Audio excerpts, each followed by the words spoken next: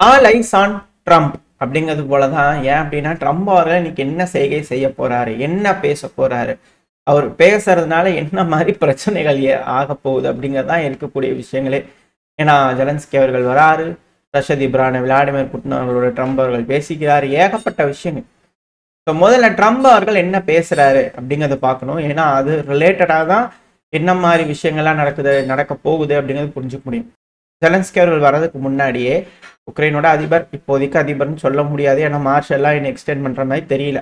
So ரஷ்ய அதிபரான Vladimir Putin அவர்களும் அமெரிக்காவோட அதிபரான டொனால்டு ட்ரம்ப் அவர்களும் பேசியிருக்கிறாங்க.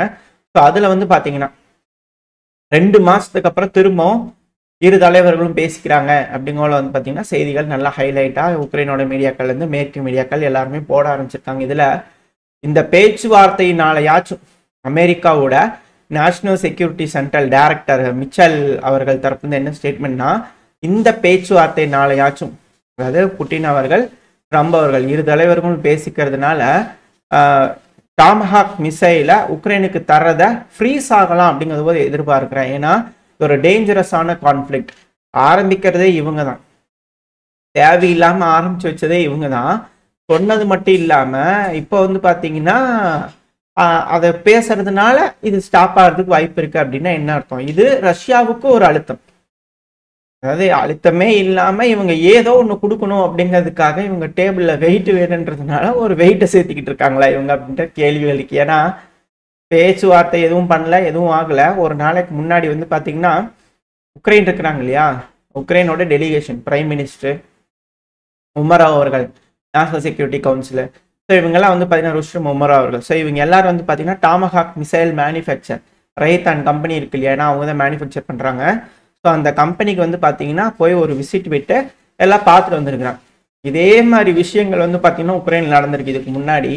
ஸோ அதுக்கப்புறம் அதுக்கான விஷயங்கள் நடந்தது. ஜெலன்ஸ்கி அவர்கள் பைடன் அவர்களோட காலகட்டத்திலேருந்து இது போல விஷயங்கள் நடந்துக்கிட்டு தான் இருக்கு. ஆனால் இப்போ ஜெலன்ஸ்கி அவர்கள் வந்திருக்காரு, ஏன்னா லேண்ட் ஆகிட்டார் அமெரிக்காவில். ஸோ லேண்ட் ஆகிறதுக்கு முன்னாடி நடக்கக்கூடிய விஷயங்கள் நம்ம ஃபர்ஸ்ட் பார்க்கணும் இல்லையா. ஸோ முதல்ல இது, அடுத்து இந்த பேச்சுவார்த்தையில நடந்திருக்கு. பேச்சுவார்த்தையில நடந்ததுக்கு அப்புறமா ட்ரம்ப் அவர்கள் வந்து பார்த்தீங்கன்னா பத்திரிகையாளர் மீட்டிங்ல வந்து பல பேசிக்கிறாங்க. ஆக்சுவலி இந்த பிரச்சனை நான் ஆரம்பிக்கவே இல்லை, பைடன் அவர்கள் தான் ஆரம்பிச்சாரு. நான் திடீர்னு நடுவில் வந்துட்டேன். இது பார்த்தா ஒரே மெஸ்ஸா இருக்கு.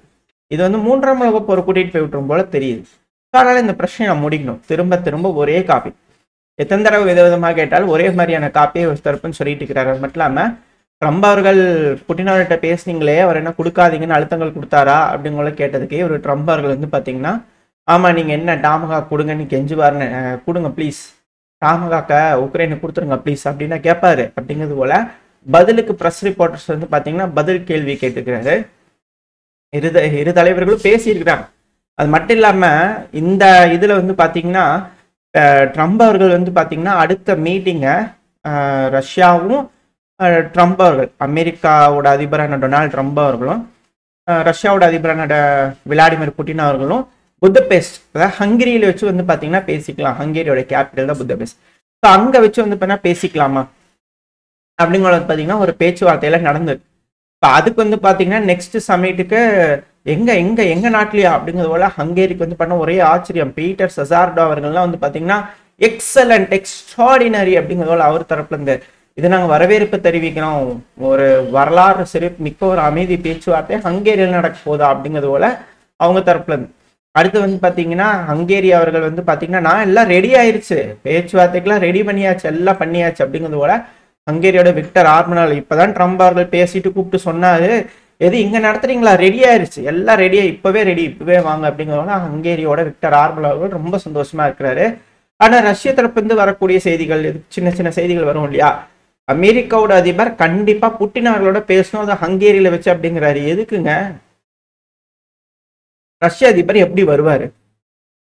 Baltic C, Latvia, Lithuania, Estonia, Poland cross பண்ணி தானே வரணும்.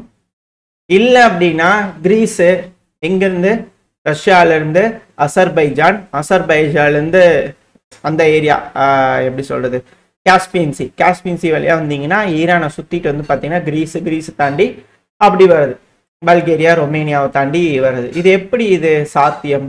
ஏன்னா இந்த நாடுகள்லாம் ரஷ்யாவுக்கு ஹோஸ்டேல் கண்ட்ரிஸா இருக்கு.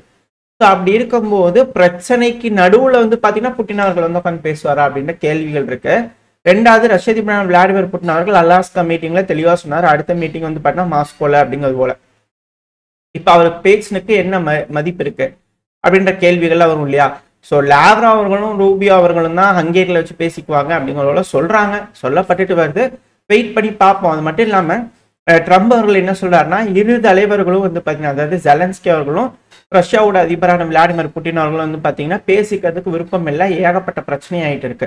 ஸோ இதே போல விட்டுட்டு இருக்க முடியாது இல்லையா, இவங்க ரெண்டு பேரும் உட்காந்து எப்படியாவது பேசித்தான் ஆகணும். ஸோ அதனால இன்டைரக்ட் மீட்டிங் வச்சுக்கலாமா, இன்டைரக்டா இரு நாட்டு தலைவர்களும் பேசிக்கலாமா அப்படிங்கிறதோட வந்து பாத்தீங்கன்னா ஏதோ ஒரு வலையில பேசிதான் ஆகணும், ஏதாச்சும் ஒண்ணு பண்ணணும்ல அப்படிங்கிறதோட வந்து பண்ணா அவர் தரப்புல இருந்து செய்திகள் வருது. ஆனா இதுல என்ன ஒரு நல்ல விஷயம்னா, அமெரிக்காவோட அதிபரான டொனால்டு ட்ரம்ப் அவர்களுக்கு டாம்ஹாக் க்ரூஸ் மிசைல் கொடுக்கறதுக்கு விருப்பம் இல்லை போல தெரியுது. ஏன்னா இன்னைக்கு வந்து பாத்தீங்கன்னா தூங்கி எந்திரிச்சிட்டாரு இல்லையா. ஸோ இன்னைக்கு வந்து பாத்தீங்கன்னா என்ன சொல்லிக்கிறாரு, பத்திரிகையாளர் சந்திப்பப்புல நல்லா ஃப்ரெஷ்ஷா வந்து பாத்தீங்கன்னா, டாம்ஹாக் க்ரூஸ் மிசைல் எங்ககிட்ட நிறைய இருந்தாலுமே எங்களுக்கு தேவை, எங்களோட ஸ்டாக் பேஸை டிப்ளீட் பண்றதுக்கு நாங்க தயாரா இல்லை, ஸோ அதனால அது எங்களுக்கே வேணும் அப்படிங்கிறதோட வந்து பாத்தீங்கன்னா டொனால்டு ட்ரம்ப் அவர்கள் வந்து பாத்தீங்கன்னா ஸ்டேட்மெண்ட் விட்டுருக்காரு. இது வரவேற்கத்தக்க வேண்டிய விஷயம். ஆனா இதே உக்ரைனோட அதிபரான ஜெலன்ஸ்கி அவர்கள் அவங்க சார்பா போயிருக்கக்கூடிய டெலிகேஷன்ஸ் தரப்புலாம் என்ன ஒரு கோரிக்கை வைக்கிறாங்கன்னா, இங்க பாருங்க, ஆயுதங்களை நாங்க பணம் கொடுத்துதானே வாங்குறோம், ஏன்னா யூரோப்பியன் யூனியன் உக்ரைனுக்கு பணம் தராங்க, உக்ரைன் ஆர்டர் பண்ண எந்த ஒரு ரெஸ்ட்ரிக்ஷனுமே இல்லாம எங்களுக்கு வேணுங்கிற ஆயுதத்தை வாங்குற மாதிரி ஒரு விஷயத்த செய்யுங்களேன், காசு கொடுத்தான்னு வாங்குறோம், எங்களுக்கு வேணுங்கிறத வாங்கிக்கிறோம் நாங்க, இதுல என்ன பிரச்சனை இருக்கு அப்படிங்கிறதோட வந்து பாத்தீங்கன்னா ஜெலன்ஸ்கி அவர்கள் தரப்பு வந்து அழுத்தங்கள். ஸோ அதுக்கு தான் இப்போ அமெரிக்காவுக்கு வந்திருக்கிறாரா அப்படின்ற கேள்வி இருக்கு. அமெரிக்காவுக்கு லேண்ட் ஆயிடுச்சு விமானம் சக்சஸ்ஃபுல்லா, அவரையும் வந்து பாத்தீங்கன்னா வரவேற்பு தெரிவிச்சுட்டாங்க. உக்ரைனோட டெலிகேஷன்லாம் இருக்கிறாங்களே, ஸோ அவங்களே நேராக போய் வந்து பாத்தீங்கன்னா ஜெலன்ஸ்கி அவர்களை வரவேற்றுட்டு இருக்காங்க. ஸோ இதுக்கப்புறம் ஜெலன்ஸ்கி அவர்கள் அவரும் என்ன மாதிரியான மீட்டிங் பேசி என்ன முடிவுகள் எடுக்க போறாங்கன்னு பார்க்கலாம். ஆனா இன்னொரு சைடு நம்ம நேத்திக்கு பார்த்தோம் இல்லையா, 200 ட்ரோன்களுக்கு மேலதான் இருக்கும் அப்படிங்கிறது போல, மொத்தம் 300 ட்ரோன்கள் ஹெவியான அட்டாக், அதுவும் கிர்வீராக் பகுதி. இது உக்ரைன் அதிபரா இருந்தார் இல்லையா, இருக்கிறார் இல்லையா, அவரே சொல்லிக்கிறார் இல்லையா ஜெலன்ஸ்கி அவர்கள். ஸோ அவரோட சொந்த ஊர் கிர்வீராக். இரவு வந்து பாத்தீங்கன்னா பகல் போல இருந்திருக்கு, அந்த அளவுக்கான ஒரு தாக்குதல்கள் 1-2 இல்ல, ஒரு மினிமம் ஒரு 7-8 தாக்குதலாவது நடந்திருக்கும். வெடிசத்தங்கள் கேட்டதா சொல்லப்பட்டுட்டு வருது. மிக பெருமளவுல தாக்குதல்கள் நடந்திருக்கு. ஹெவியான அட்டாக் ரஷ்யா உக்ரைன் மேல பண்ணி இருந்துக்கிறாங்க. பல பகுதிகள்லையும் வந்து நம்ம நேத்தியே பார்த்துருப்போம், இது போல உக்ரைன் முழுவதும் அலர்ட் கொடுத்துருக்காங்க அப்படிங்கிறது போல. லைனா வீடியோ பதிவுகள் லோடா இருக்கும். ஹெவியான அட்டாக் கிர்வீராக் பகுதிகள், அது கூட பல பகுதிகளையும் வந்து பாத்தீங்கன்னா ரஷ்யா உக்ரைனுக்குள்ள தாக்குதல் பண்ணிக்கிறாங்க. ஸோ இப்போ வந்து பாத்தீங்கன்னா ரஷ்ய தரப்பு வந்து வரக்கூடிய அந்த செய்திகள் என்ன அப்படின்னா, என்னமா பேசி இருக்கலாம் அப்படிங்கிறது போல மெயின் ஸ்ட்ரீம் மீடியால கிளியரா வரல. பட் ஆனால் வரக்கூடிய விஷயங்கள் என்ன, அதாவது உக்ரைன் ஃப்ரண்ட், அதாவது காசா பத்தி பேசியிருப்பாங்க, நன்றிகள் சொல்லியிருப்பாரு, நல்ல விஷயங்கள் எடுத்திருக்கீங்க, நல்லா பண்ணியிருக்கீங்க, காசாவை பத்தி பேசியிருக்காங்க. அடுத்தது மிடில் ஈஸ்ட்டை பத்தி பேசியிருக்காங்க, இருக்கக்கூடிய சூழ்நிலைகள் பேசியிருக்காங்க. அடுத்தது உக்ரைனோட ஃப்ரண்ட் பத்தி பேசியிருக்காங்க. ரஷ்ய அதிபர் விளாடிமிர் புட்டின் அவர்கள் கண்டிப்பா ட்ரம்ப் அவர்கள் கிட்ட நெருக்கடிகள் கொடுத்துருக்கலாம். அதாவது இப்போவும் காலத்துல எங்க ஆளுங்க தான் ஃபுல் ஸ்ட்ராட்டஜிக் இனிஷியேட்டிவ் கண்ட்ரோல் எங்க கிட்ட தான் இருக்கு அப்படிங்கிறது போல ரஷ்ய தரப்பு வந்து பேசியிருந்திருக்கலாம். மேபி எல்லாரும் சொல்லக்கூடிய டெலகிராம் செய்திகள் மெயின் ஸ்ட்ரீம் மீடியாவில் வரும்போது அடுத்தது பையில பார்க்க ஆரம்பிக்கலாம். ஸோ இது போல வந்து பார்த்தீங்கன்னா எங்க கிட்ட தான் வந்து ஸ்ட்ராங்கான கண்ட்ரோல் இருக்கு அப்படிங்கிறது போல ஆன் ரஷ்யன் டேர்ம்ஸ் தான் வேணும் அப்படிங்கிறது போல கேட்டிருந்தாலும் ஆச்சரியப்படுறதுக்குல.